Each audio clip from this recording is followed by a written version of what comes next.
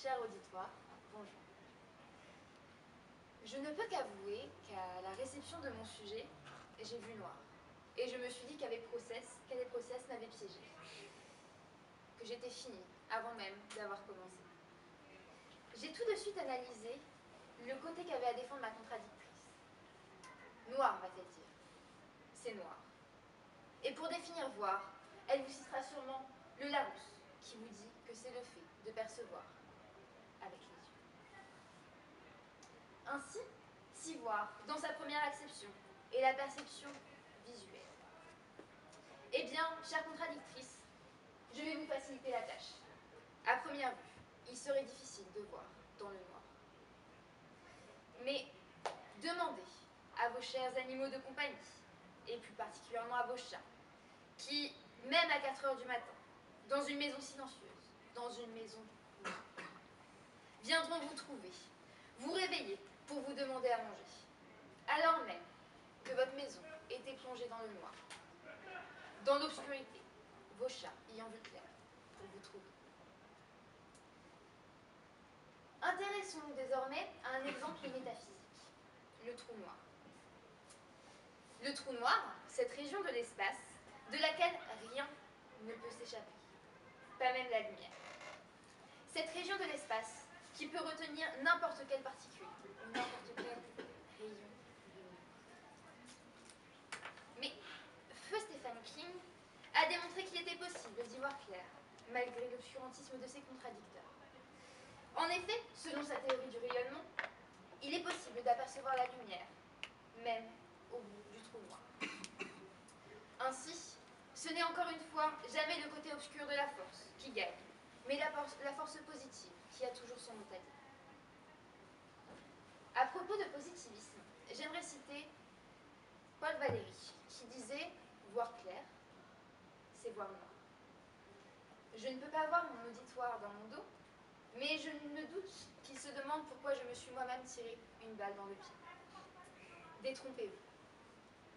Paul Valéry avait une philosophie très pessimiste. Et c'est justement ce point-là que j'aimerais souligner.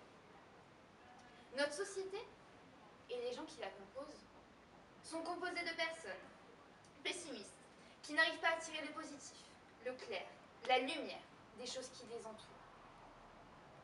Néanmoins, voir clair, est-ce, comme le disait Paul Valéry, voir noir?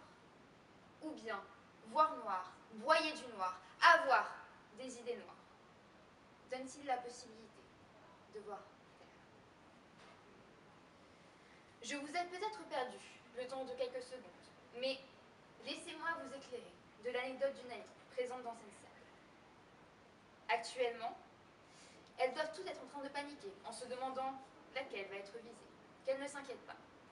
Je ne vais pas la nommer. Nous nous sommes rencontrés sur les bancs de la faculté. Mais l'année passée, elle a commencé à déprimer, à broyer du noir. Elle est entrée dans une spirale où les ondes positives, où le côté clair de la force n'était que poussière. Et elle avançait ainsi, dans le noir, sans repère, sans lumière. Mais dans le noir, elle y a vu clair. Elle a trouvé la volonté de sortir de cette obscurité et s'est engagée à chercher avec acharnement de la lumière. Malgré le noir dans lequel elle est plongée jusqu'à la fin de cette année, elle a trouvé la lumière qui lui permet de continuer à avancer. J'en profite donc pour lui souhaiter toute la clarté possible pour sa réorientation de la future année. Nous sommes passés par les phases animales et métaphysiques, mais le voyage n'est pas fini. C'est au tour de la phase écologique. Car, oui, se plonger dans le noir, c'est y voir plus clair. C'est notamment le but du mouvement Earth Hour, qui, pendant 1 heure, éteint de grands monuments dans le monde entier. Des monuments consommant énormément d'énergie. Et ainsi, elle plonge certaines villes dans le noir.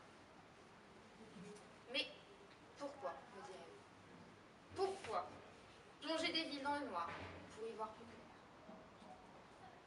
Je vous répondrai afin de sensibiliser les populations, à la consommation excessive d'électricité et à la pollution.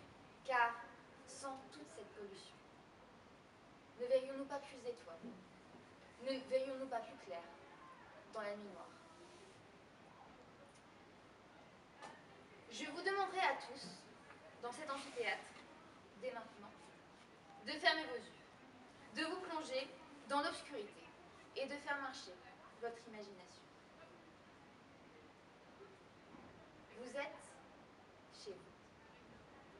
Il fait nuit. Les lumières sont éteintes. Aucun bruit.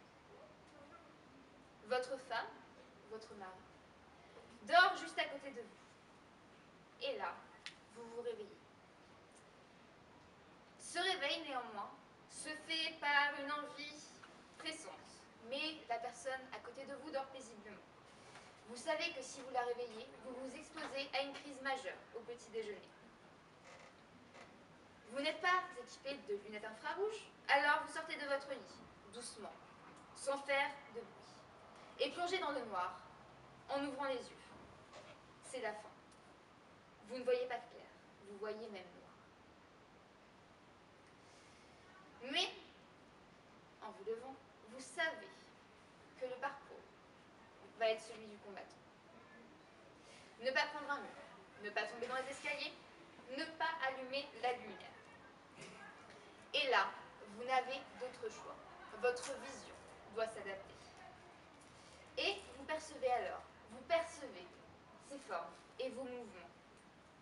Et, chère contradictrice, cette capacité à visualiser dans le noir a été prouvée par des chercheurs américains qui ont trouvé que nos mouvements sont capables de transmettre des signaux sensoriels qui créent de réelles perceptions dans notre cerveau, alors même que nous n'avons pas d'informations visuelles. Ainsi, même dans le noir, les formes s'inscriront clairement dans notre esprit et la mission pipi s'en trouvera accomplie. N'ayant rien de plus commun que de lire aux toilettes, prenons le livre de Sophie Calle, réunissant des témoignages de personnes aveugles. Initialement, ce sont eux qui devraient voir noir, être dans un néant constant. Mais j'aimerais vous citer quelques témoignages. Un disait, en réalité, nous ne sommes pas dans le noir. Quand cela ne va pas, on peut avoir l'impression d'être dans un gouffre. Mais dès que l'on s'en sent mieux, on a des couleurs. On peut même voir des étoiles. Un autre, aveugle de naissance, quand on lui a demandé quelle était la plus belle chose à ses yeux, il a répondu « la mer. La mer à perte de vue. » Ainsi, comment vous, chère contradictrice, pourrez-vous affirmer que nous ne voyons pas clair dans le noir, quand les principaux concernés, eux, voient la clarté? Pour conclure, Bono a pu déclarer « Je crois que c'est dans l'obscurité que nous apprenons à voir la lumière. C'est là que nous voyons le plus clair de nous-mêmes. » Ainsi, honorable membre du jury, chères contradictrices et chers auditoires, je vous y invite. Retrouvez-vous, seul, dans une pièce sombre et fermez les yeux. Faites le vide en vous et vous trouverez les réponses qui apporteront la clarté à vos interrogations, à vos peurs. N'ayez pas peur d'être dans le noir, car comme Carl Jung l'a si bien dit, vous n'y verrez clair qu'en regardant en vous.